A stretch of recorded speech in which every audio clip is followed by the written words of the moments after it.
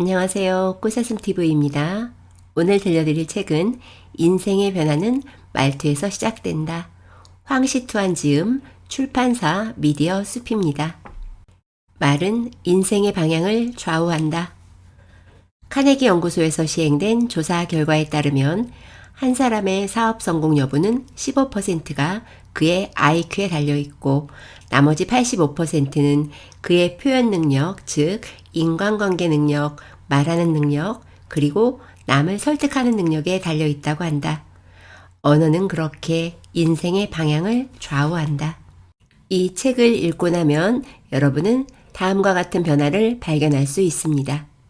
첫째, 부정적 언어의 함정을 통찰할 수 있습니다. 둘째, 사고의 깊은 곳에 있는 제한적 틀을 깨트릴 수 있습니다. 셋째, 일상에서 자주 만나는 갈등과 충돌을 해결할 수 있습니다. 넷째, 주변 사람에게 사랑받을 수 있습니다.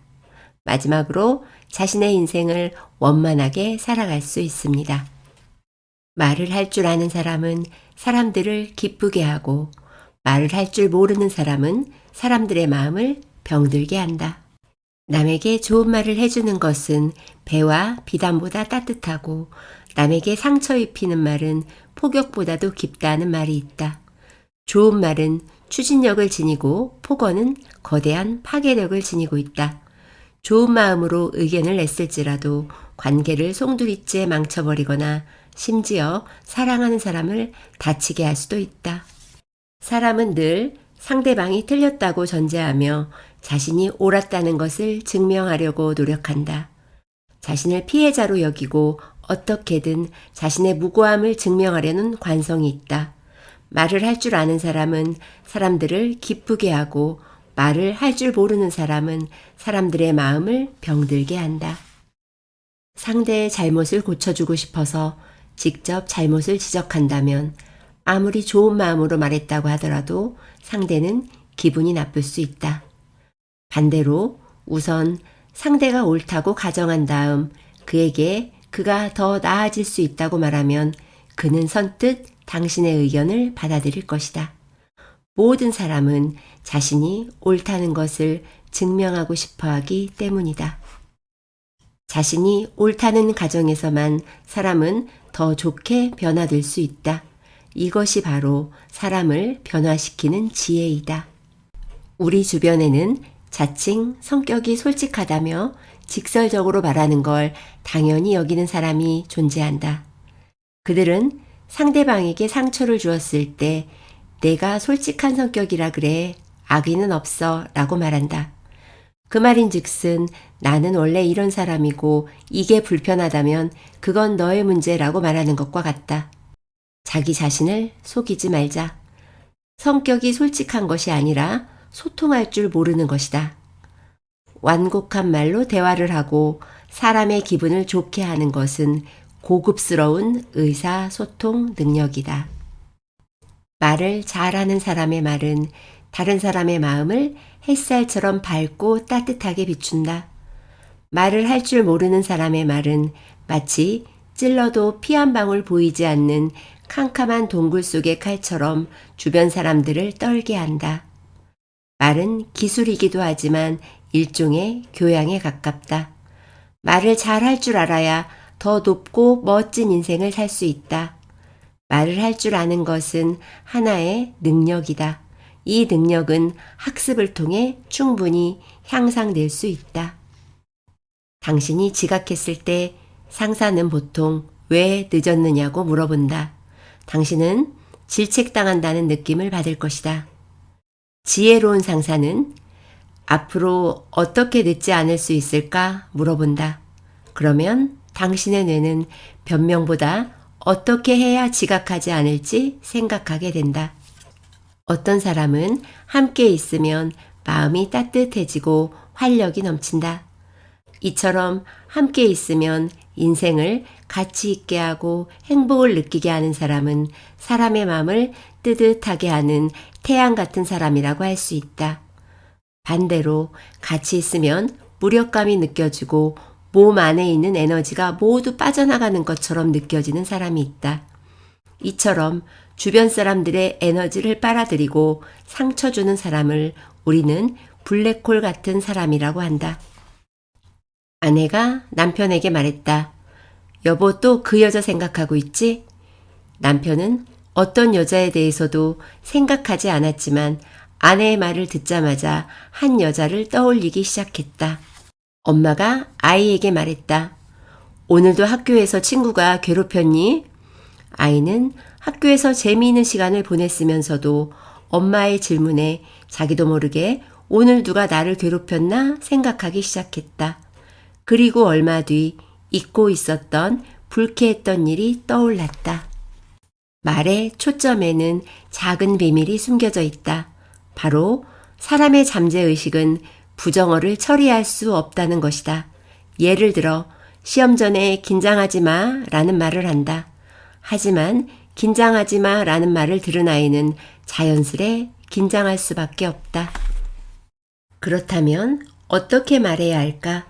바로 긍정적인 말을 하면 된다. 아빠는 너를 믿으니까 마음 편하게 보고 와.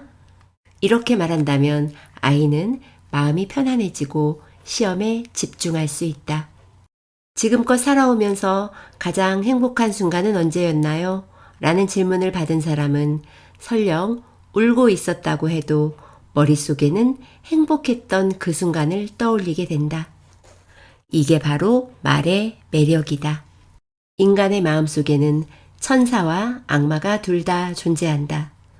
어떤 것을 불러 일으켰는지에 따라서 태양 같은 사람이 될 수도 블랙홀 같은 사람이 될 수도 있다. 태양 같은 사람의 말은 긍정적인 부분에 초점이 맞춰져 있다. 그들은 상대방이 이루지 못한 것이 아닌 이룰 수 있는 일에 관심을 가지고 결코 칭찬과 격려를 아끼지 않는다. 제한적 신념이 우리의 뇌를 고장나게 하는 바이러스다. 제한적 언어의 첫 번째, 무기력입니다. 사람은 무력감의 지배 아래에서 자꾸 자신은 안 된다고 생각하고 어떻게든 이를 증명하려 한다. 그리고 노력과 시도를 포기하고 스스로를 움츠려들인 상태로 비참하게 삶을 마감한다. 이 얼마나 무서운가? 남들은 남들이고 어차피 나는 안 돼 라고 말하기 전에 살짝만 고쳐보자. 남들도 다 하는데 나도 할 수 있어. 최소한 시도라도 해보자. 이렇게 하면 아주 손쉽게 무기력의 틀에서 나올 수 있다. 제한적 언어의 두 번째, 절망입니다. 오바마 어머니는 어린 오바마에게 다음과 같은 생각을 심어주었다. 넌 이 세상에서 하고 싶은 것을 모두 그게 무엇이든지 다 할 수 있어. 미국 대통령도 말이야. 인도네시아에서 생활하는 동안 오바마의 어머니는 매일 아침 일찍 오바마를 깨워 3시간씩 영어를 가르쳤으며 미국의 독립선언문을 읽어주며 그에게 국가를 이끄는 개념에 대해 가르쳤다.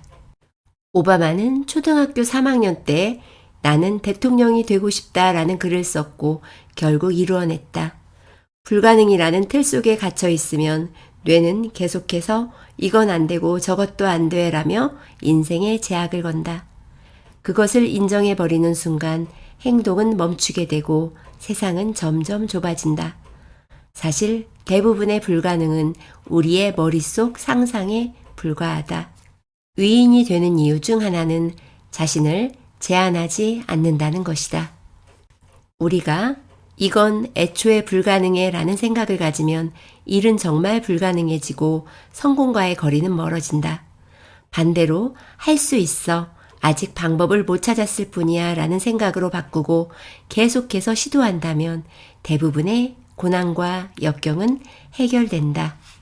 그렇다면 아직 아무것도 정해지지 않는 아이를 대하는 올바른 방법은 무엇일까? 아이의 무한한 가능성을 열어놓고 아이가 질문할 때 쉽게 답을 주지 않는 것이 가장 좋은 방법이다. 아이에게 답을 주면 아이는 그 답 하나만을 가지게 된다. 아이가 잘 되길 바란다면 아이의 질문에 바로 답하지 말고 이렇게 되묻자. 너는 어떻게 생각해? 또 뭐가 있을까? 그것들 말고 또 뭐가 있을까? 아이가 예를 들어 없어요 라고 말했다고 해서 바로 놓아주면 안 된다. 만약 있다면 무엇일까? 이런 식으로 자주 아이와 대화한다면 아이의 인생은 무한한 가능성으로 가득 찬다. 개구리 4마리가 우유통 속에 빠졌다. 첫 번째 개구리는 나는 몸집도 작고 힘도 없어서 나가지 못할 거야. 개구리는 그렇게 가만히 멈춰서 죽음을 기다렸다. 두 번째 개구리도 첫 번째 개구리처럼 죽음을 기다리기로 했다. 세 번째 개구리는 운이 좋게도 우유가 굳어 버터가 된 부분에 떨어졌고 조금만 노력하면 빠져나갈 수 있는 상태였다.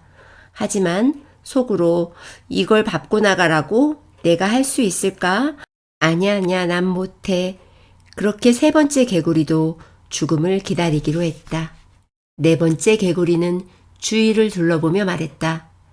내 뒷다리에는 아직 힘이 있어. 분명 디딜 만한 곳이 있을 거고 나는 나갈 수 있어. 네 번째 개구리는 헤엄을 치며 통 주변을 살폈고 힘차게 발을 젓자 우유는 점점 버터가 되어갔다. 결국 네 번째 개구리만 버터를 믿고 통을 빠져나올 수 있었다. 첫 번째 개구리는 무기력 바이러스에, 두 번째 개구리는 절망에, 세 번째 개구리는 무의미 바이러스에 걸려 있다. 오직 네 번째 개구리만이 정상적인 개구리다. 어려움을 만났을 때 당신은 몇 번째 개구리가 될 것인가? 결혼기념일을 앞둔 부부가 있다. 남편에게 선물을 받고 싶은 아내는 남편에게 말했다. 여보, 곧 있으면 결혼기념일인데 선물 좀 사줘 라고 이야기했다. 남편은 선물은 무슨 선물, 가뜩이나 돈도 없는데 라며 대꾸했다. 이에 화가 난 아내는 누가 비싼 거 사달래? 그게 그렇게 어려워? 라고 말했고 둘은 말다툼을 피할 수 없었다. 말을 살짝 바꿔서 이렇게 말한다면 어땠을까? 곧 결혼기념일인데 날 사랑하는 우리 남편은 나에게 어떤 선물을 할 계획일까? 이 말을 들은 남편은 그때부터 어떤 선물로 아내를 향한 사랑을 표현할지 생각하게 된다. 가장 좋은 설득 방법은 상대방이 자신을 스스로 설득하게 만드는 것이다. 상대방이 당신의 말대로 행동하길 바란다면 그에게 틀을 세워주어라. 자신을 본인이 바라는 대로 변화시키고 싶다면 스스로에게 틀을 세워라. 성공하는 사람은 이렇게 자신에게 묻는다. 내가 실수한 것은 무엇 때문이었을까? 이 일은 나에게 어떤 교훈을 주었지? 내가 어떻게 해야 더 잘할 수 있을까? 누군가를 쉽게 설득하는 방법이 있다. 상대방에게 예스가 나오는 질문을 4번 이상 하는 식이다. 당신은 한국인입니까? 당신은 지금보다 더 잘 살기를 바랍니까? 당신은 자녀가 행복하길 바랍니까? 당신은 자신과 가족이 모두 다 건강하길 바랍니까? 당신은 이 수업을 듣기 위해 비용을 내고 싶습니까? 여러분 중 대부분이 마지막 질문에도 예스라고 말했을 것이다. 지혜로운 사람은 누군가와 대화할 때 공통된 의견을 더 우선시한다. 서로 다른 시각을 가졌더라도 공통된 목표를 갖고 있을 수 있다. 처음부터 상대가 네 라고 말하게 되면 상대방의 인정을 받을 가능성이 크게 올라간다. 미국 예일대학에서 20년 동안 추적조사를 했다. 여러분은 목표가 있나요? 그러자 90%가 있다고 말했다. 연구원은 또 물었다. 목표가 있다면 종이에 적어보세요. 그러자 4%만 적어냈다. 20년이 지난 뒤 결과는 목표를 종이에 적어낸 학생들의 사업 발전 또는 생활 수준이 훨씬 높았다. 그들이 창출한 가치는 나머지 96%의 총합보다 월등히 컸다. 그러면 나머지 96%는 무엇을 하고 있었을까? 조사 결과 그들은 직접 간접적으로 4%의 이상 실현을 도와주기 바빴다. 목표는 등대처럼 우리의 앞길을 비춰주고 나침반처럼 인생이 나아갈 방향을 가리켜 준다. 목표는 우리의 미래에 아주 커다란 영향을 미친다. 상대를 목표라는 틀로 이끄는 것은 아주 간단하다. 그저 이렇게 물어보면 된다. 모든 것이 가능하다면 무엇을 제일 하고 싶나요? 모든 것이 다 가능하다면 이라는 전제를 깔아주는 것이다. 많은 사람이 마음속에 있는 가망이 없다는 생각 때문에 미래를 상상하려고 하지 않는다. 무엇이든 가능하다는 전제를 제시하는 것은 상대에게 모든 걱정을 내려놓고 미래의 목표를 마음껏 상상하게 하기 위함이다. 당사자로 하여금 이 틀에 들어가게 하려면 어떻게 해야 할까? 그의 시각, 청각, 촉각을 총동원하여 목표를 이룬 후 보게 될 것들, 듣게 될 사람들의 칭송, 그때의 기분을 느끼고 상상하게 해줘야 한다. 예를 들어 당신의 목표가 10년 뒤까지 100억 벌기라고 치자. 이 숫자만 봐서는 별 느낌이 없을 수 있다. 하지만 내가 당신에게 100억을 손에 쥐어줬을 때 당신 앞에는 무엇이 펼쳐져 있고 무엇을 듣고 있고 어떤 것을 느끼고 있냐고 묻는다면 당신은 아마도 10년 후 자신이 호화로운 주택에서 살면서 비싼 차를 타고 사고 싶은 것을 마음대로 사며 친구들의 부러워하는 소리를 듣고 집안에서 존경받는 모습을 마음껏 상상할 것이다. 그러면 자연스레 의지와 행동력이 가득 차 오르게 된다. 의지가 충전됐다면 목표를 실현하는데 필요한 자원을 찾을 수 있도록 도와야 한다.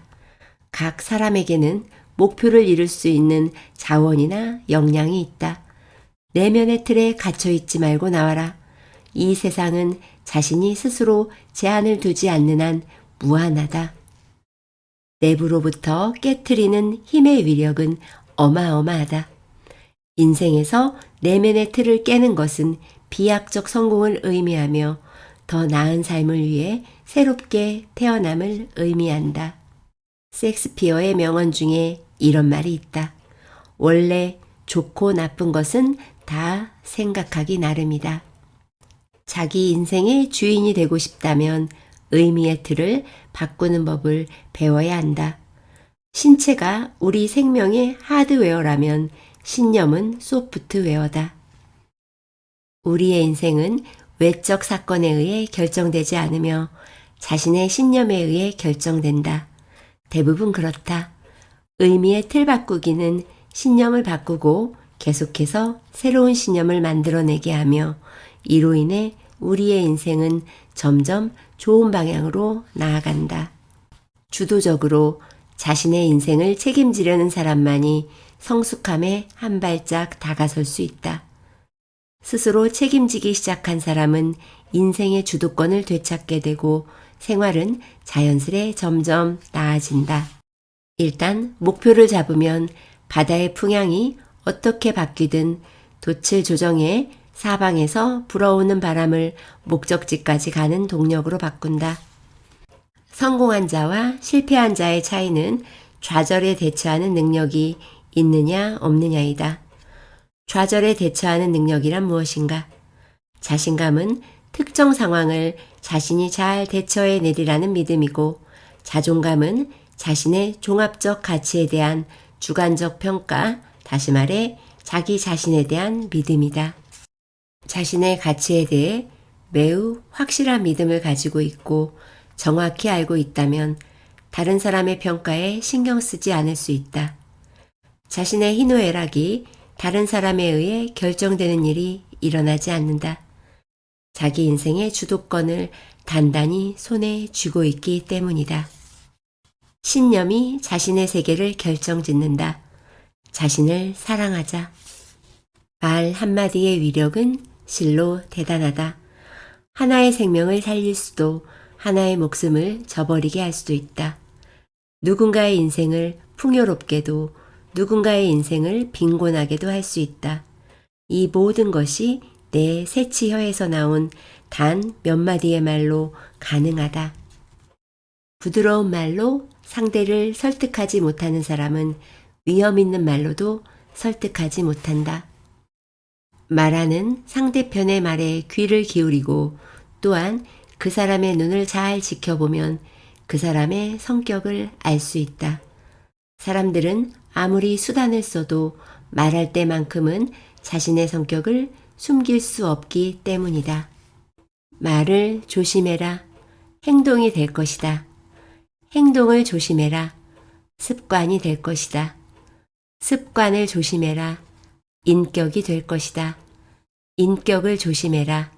운명이 될 것이다. 오늘은 여기까지입니다. 오늘은 인생의 변화는 말투에서 시작된다 들려드렸습니다. 책 속에는 더 좋은 내용이 많으니 꼭 읽어보세요. 감사합니다. 꽃사슴이었습니다.